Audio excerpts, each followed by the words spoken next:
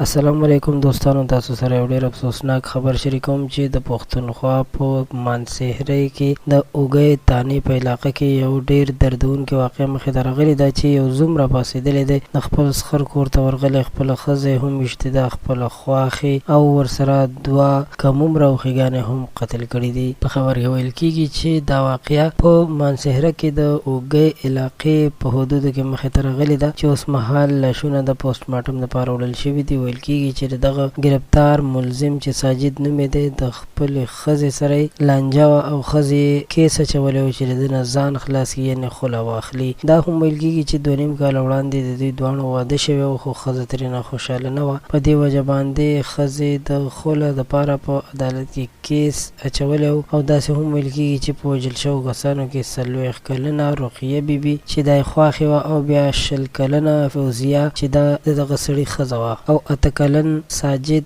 ورسره آسیه او 10 کلنه اسما بیبي شامل دي چې دا ټول پکې وژل شوي دي. قدرمنو، یقینا چې ډېر زیات ظلم شوی دی، د داسې ظلمونو مخنیوی کول پکار دي. د ویډیو د کتلو مو یو جهان مننه.